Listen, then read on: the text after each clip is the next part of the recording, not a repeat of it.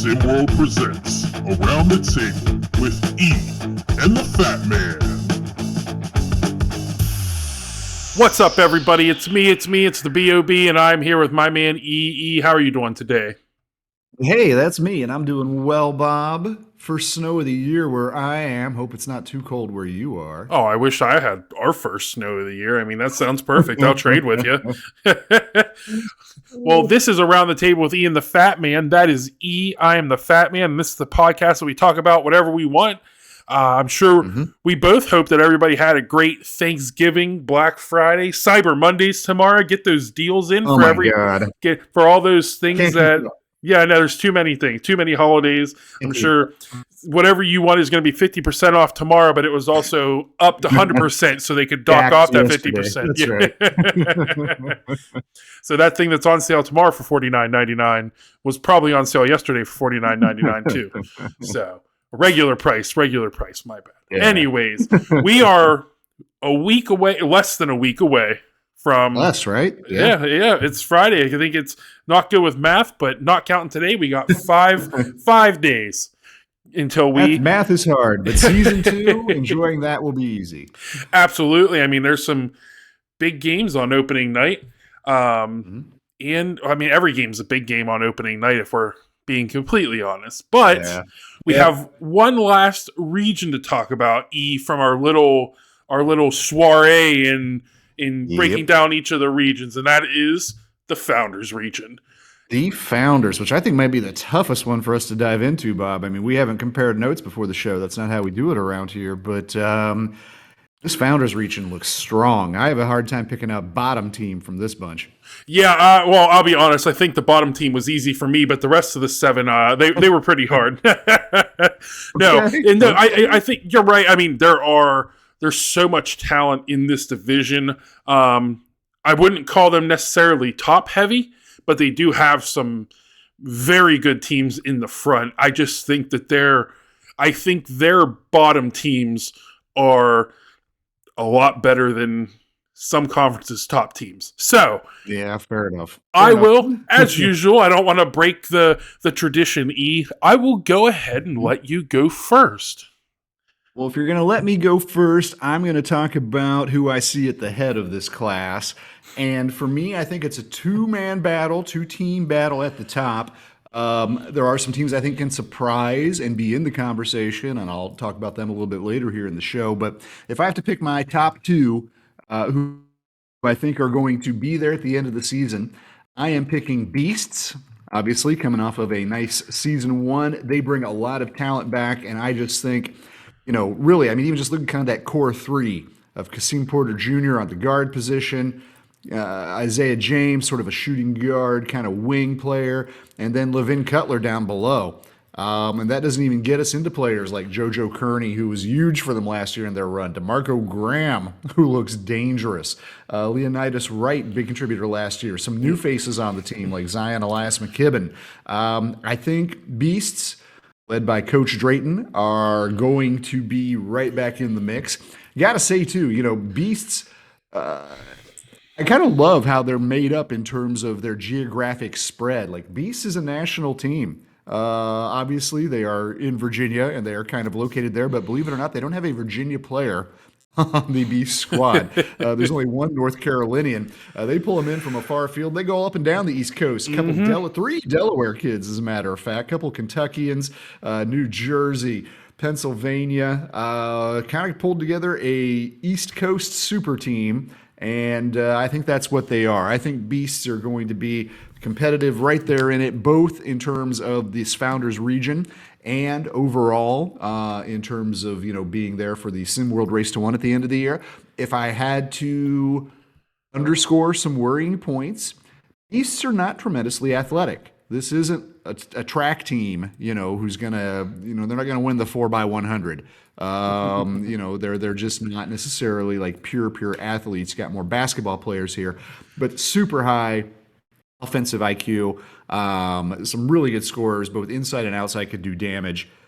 Beasts going to be right up there battling for it. And who are they going to be battling it out with? Well, again, there's a couple teams out there who I'll mention later who I think could get themselves in the mix yet. But I think the other real contender for top of this Founders region is going to be the Originators.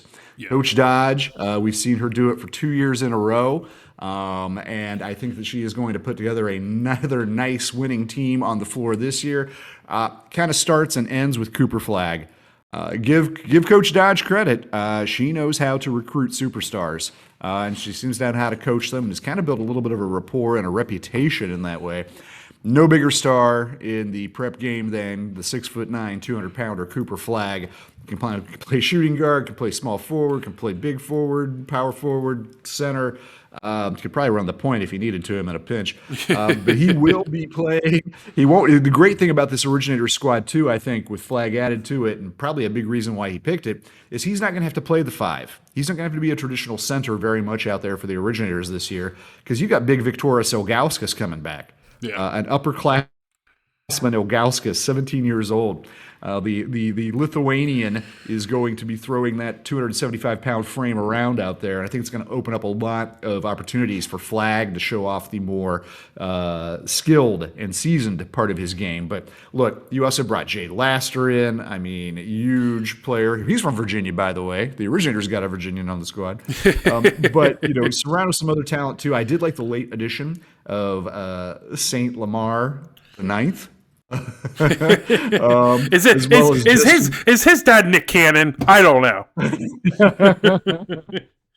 As well as Justin McGavin, Tykedrian Walker III, and bringing back Kamari Ward. I just think the Originators, really not a whole lot of weaknesses on this team. If I had to pick out anything, I don't know. Not a great guard defending kind of team. There's nobody on the team who's really sort of a lockdown guard defender, although Caleb Boateng, a new addition, just 16 out of Boston, will probably be their stopper in that regard. But, maybe somebody can, I don't know, maybe a new Trey Turner emerges and the kid just lights it up and is too quick from outside, and the Originators would have a hard time handling him. But outside of that, I think this is definitely a 20-win team, going to be there at the end of the race for 1 next year. And these are my top 2 in the Founders, Bob. Beasts and Originators. Do you agree with who I have at the top of this division? Yeah, I don't think in this division there's going to be too many surprises between me and you. They're the clear top 2 in this division. Like you said, there are going to be some there that it won't be surprising if they're able to pick up some big wins and maybe find themselves in that conversation. But it's probably because this is going to be one of those divisions that they're just going to all of the teams are going to beat each other up. Like I said, from top to bottom, I believe that it is the strongest division or the strongest region in all of SimWorld Prep.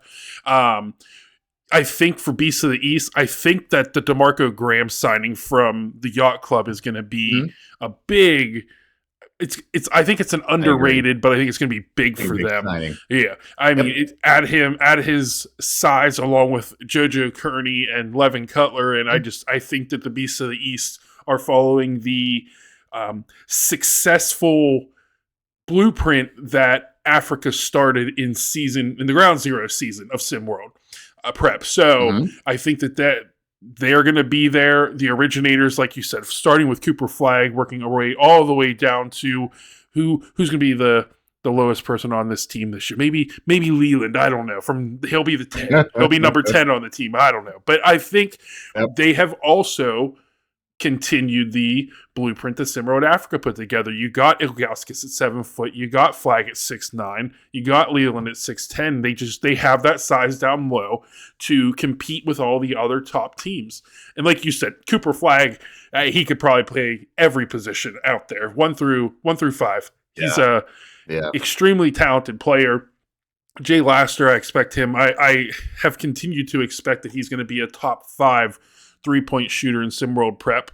And like you said, and there were some good last minute pickups like the St. Lamar. You got the Tydrakian Walker. He's a 3-level scorer, but I think the problem is, are there enough minutes to go around for all of the talent?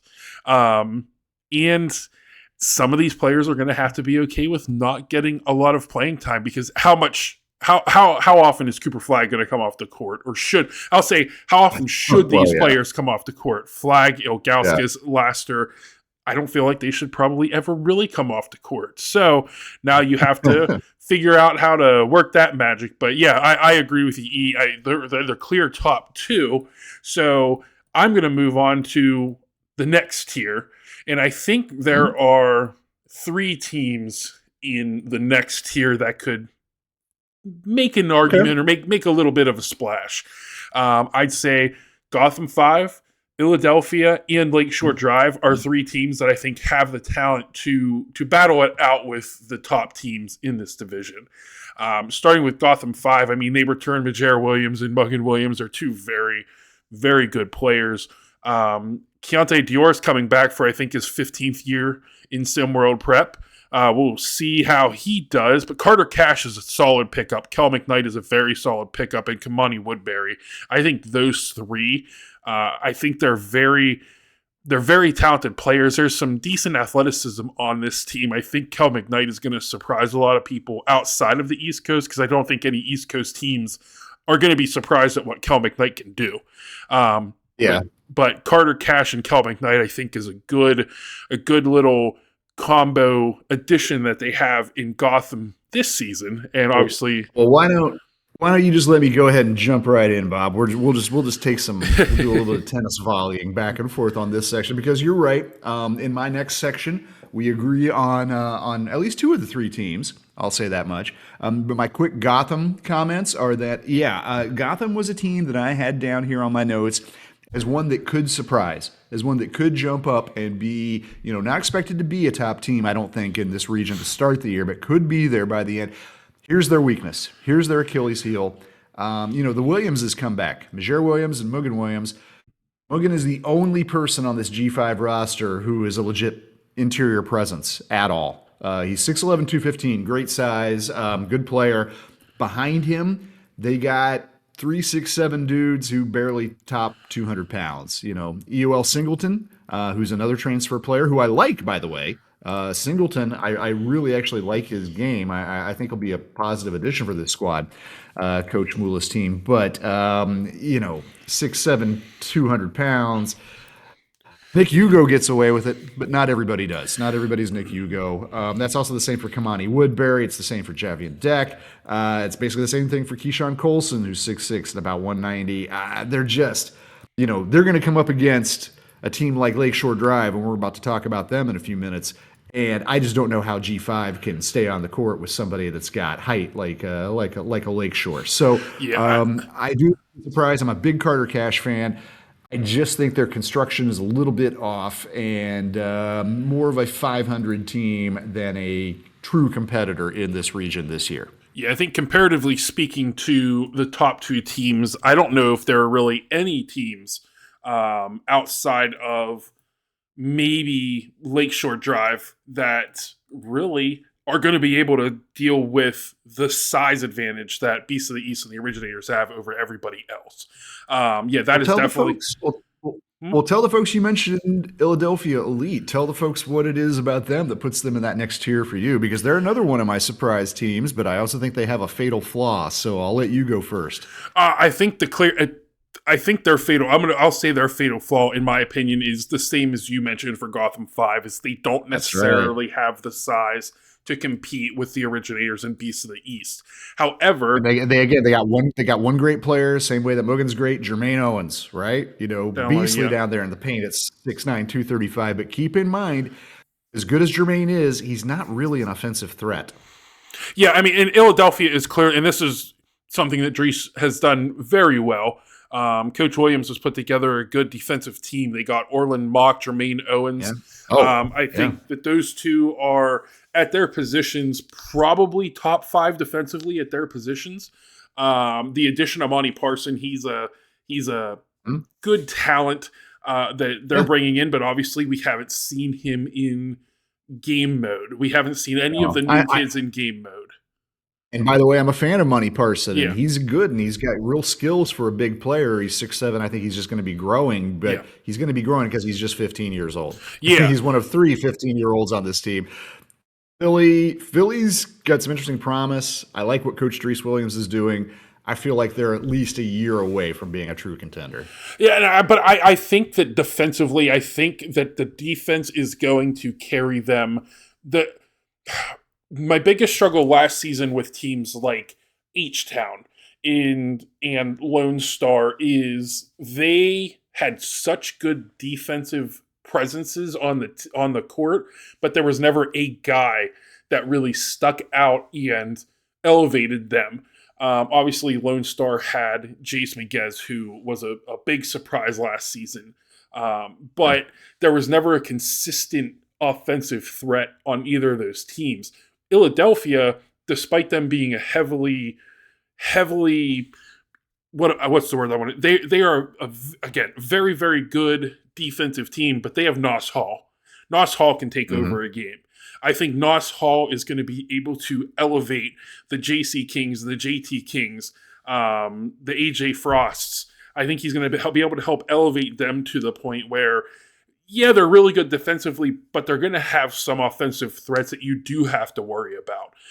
And that was the Texas team's struggles last season is once you figured out their one player who was going to score on you, that was it. They were done. Yeah. But then, again, with Alex Matthews, Azunda Mazaka picking up late, I think that overall, yes, they're a very good defensive team, but I think Nos Hall is going to be able to elevate them enough to win some games that maybe we don't think they could have. But I do. Yeah. I think I would probably put. This is difficult. I think I kind of put Gotham 5 and Philadelphia are on the same level for me. I'd say if we're in tier 2 for them, they're 1A, 1B in tier 2. I just looking at their returning talent and the incoming talent, I think that they're about overall on par with each other. However, it brings me to Lakeshore Drive. Yeah.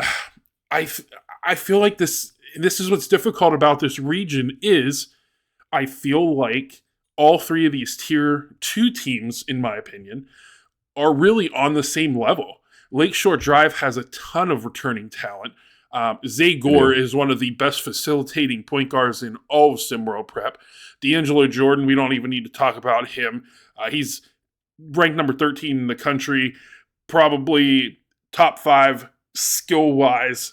Just he wasn't necessarily put in the best positions last season, which is the case for a lot of players that we feel like should have been a lot better last season. And again, he's very good.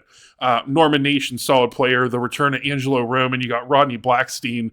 I just think overall that this is a very solid team, but I think I would have to put them up maybe into the 1A in my tier 2. Yeah. It's because the size. 6'10", 6'9", 6'9", 6'9", 6'9". They are huge. They're huge. They're monstrous. If you wanna see a real Monstars team from Space Jam, like it has to be Lakeshore Drive. You got Kiri Holtzclaw, Jordan.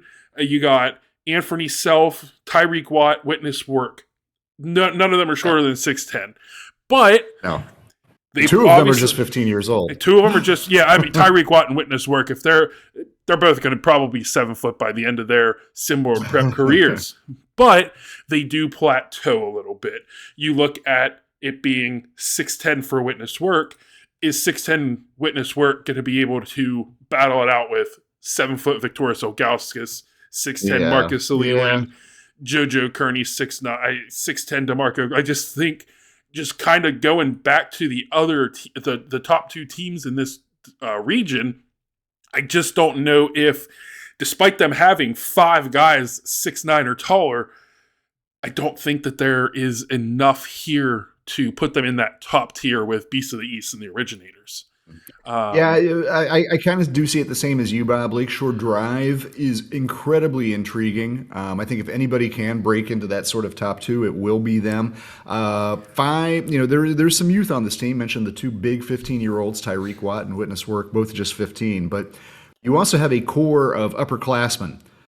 Zay Gore and Norman Nations both kind of play the point position, but I could see a Gore Nations backcourt, maybe Angelo Roman as a third guard. And Roman can really shoot, which helps them. Kyrie Holtzclaw and D'Angelo Jordan starting as your starting front court tandem for these guys. And then, yeah, 16-year-old and 15-year-olds, all with intriguing talent, none more so than Tyreek Watt. 6'9", 250-pounder, but sublimely skilled, really good offensive IQ, can shoot the ball too, and also is a good defender, plays defense. I like what Coach Vance has done with LSD. It could be an interesting season 2 in Chicago. I think I'm kind of feeling what you're feeling of like I just don't quite think there's enough here to compete on the originator or kind of Beast of the East top end, but really intriguing team. And I'll be keeping a close eye on LSD. I think that they should certainly be a playoff team and probably a dangerous one at that by the time the season's rolling around to the end stages. Absolutely. Well, I know we're going to stay in this tier 2, I assume, because you said that you agreed with 2 of my 3 teams. I think do you have another one that you want to put into that tier 2, or are you ready to move on to what I suspect is the bottom? They're kind of bottom of tier 2, but I do have to say that I think Run DMV has a chance of being competitive this year. Again, do I think they're going to win this region? No. Coach Banks probably does. You need that kind of confidence running a squad. And look, there's definitely some issues in DC too. Again, this may be one of the least athletic teams in all of SimWorld, but it is a skilled squad as well. There's a lot of shooting depth. Pretty much, everybody on this roster can shoot the ball a little bit, and they emphasize defense as well. I personally am a big fan of John Hudgens, 6'10", 200-pounder, but he's got some guard-like skills. I think he might break through a little bit this year. Excuse me. Looking at a backcourt potentially of Nick Beal, Cam Jones, Charles Pinkard, Trey Trust, all kind of working in back there. I mean, that is deep and skilled. And VJ George, an intriguing package of talent. He's moved around SimWorld a little bit, kind of still waiting for him to maybe find the right soil to be planted in and grow and blossom like a beautiful flower, Bob. But if you look at how this team is constructed as well, again, you've got some guys, from point guard to center to everything in between. There's not an imbalance like we talk about sometimes when we're reviewing these regions. Run DMV, they have a high delta. If you're a math major, you know what that means. They have a lot of variability. I could see them having some really bad games. I could see them coming out and having some really good ones too. Don't sleep on DMV. I could see Coach Banks, VJ George, Charles Pinkard, Nick Beal, and friends actually surprising some people. I don't think anybody really is rating DMV this year, but I will say this too. Keep in mind that 8 out of these 10 players on this roster are 17-year-olds. This is upperclassmen heavy. This is one of the most mature teams in SimWorld in Season 2. That does make a difference. Keep an eye on them. Run DMV could be more competitive than you think. Yeah, I can't put them in my second tier right now. I feel like Run DMV, Bad Boys Basketball in the North just don't have... I feel like they clearly don't have enough on their teams to compete with the top tier or most of the second tier in my Founders Region breakdown.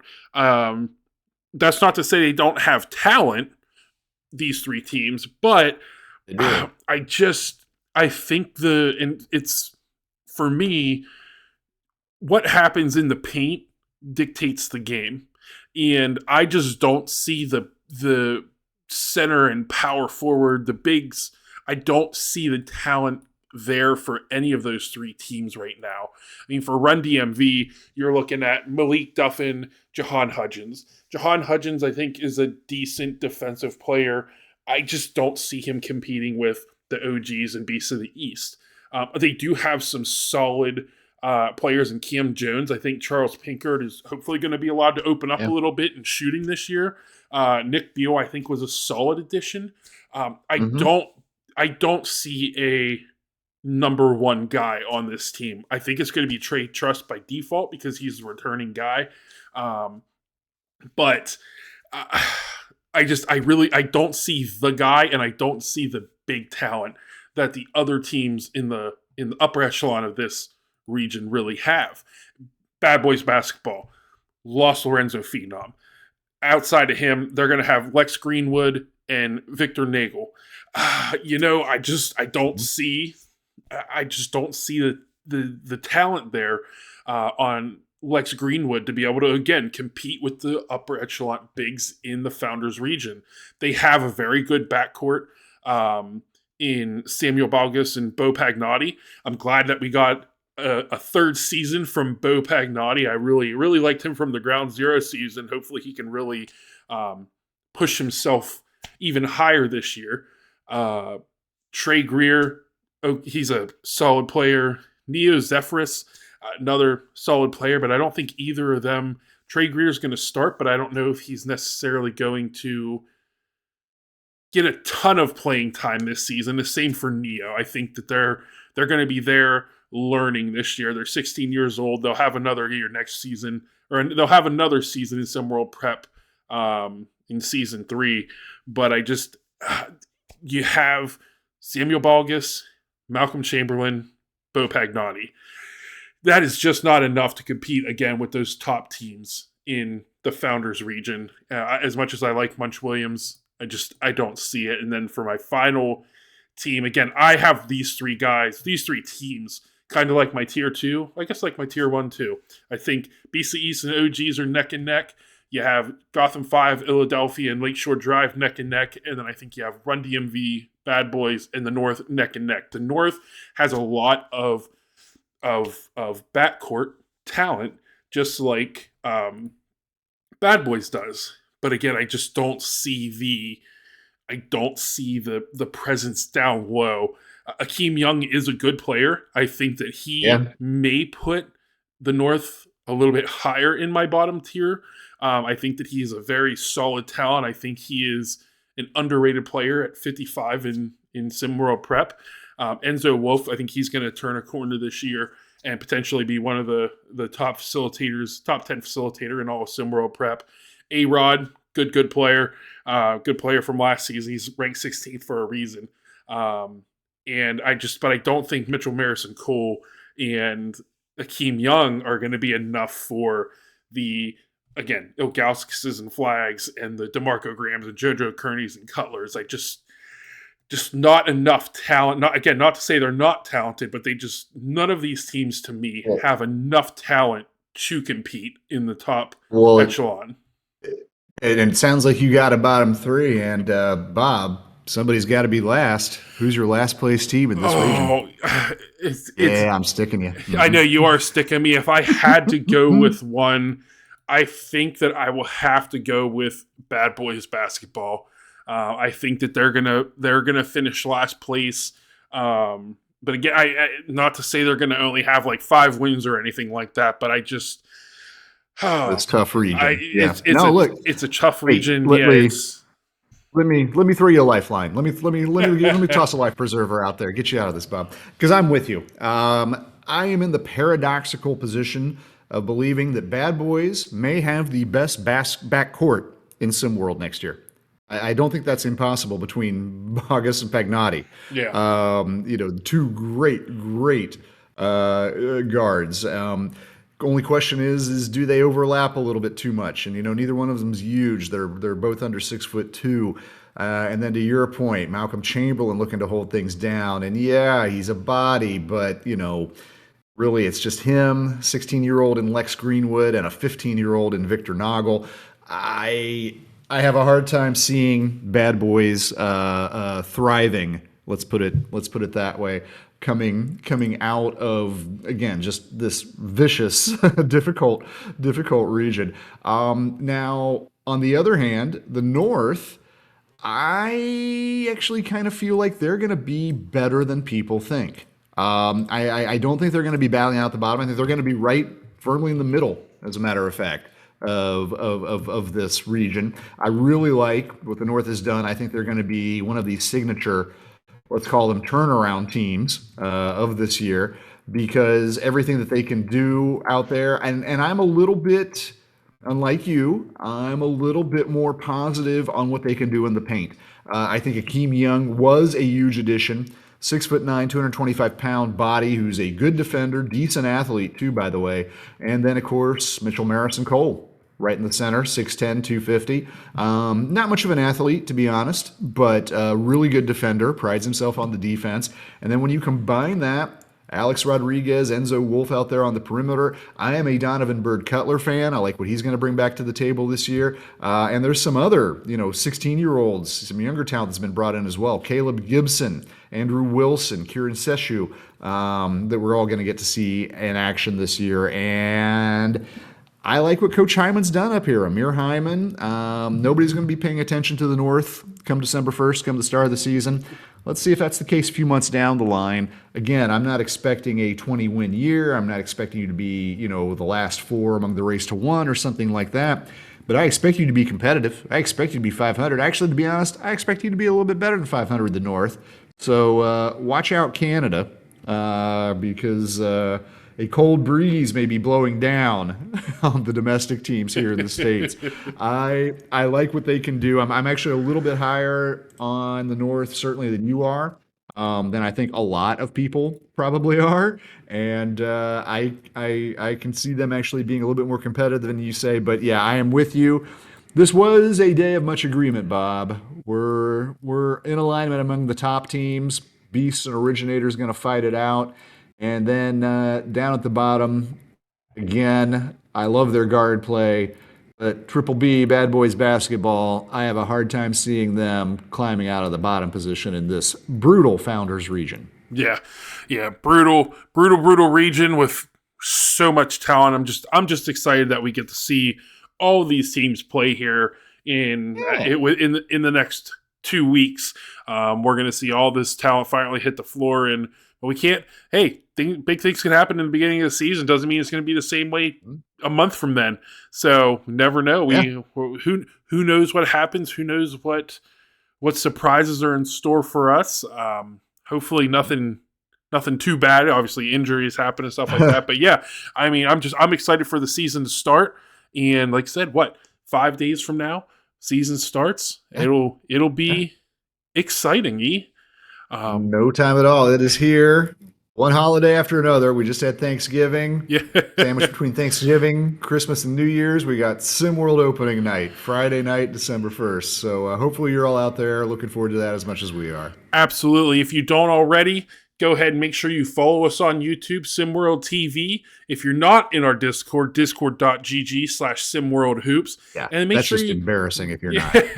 Yeah, why are you even here? I mean, that is. We want you to stay, but why are you even here if you're not following us on Discord? I mean, that doesn't make any sense. Yeah. And then SimWorld 4K on Instagram, X or Twitter. They need to fix that name, man. I don't know. TikTok and Facebook. Well. But we appreciate you guys as always, and hope you have a great rest of your weekend. See you, folks.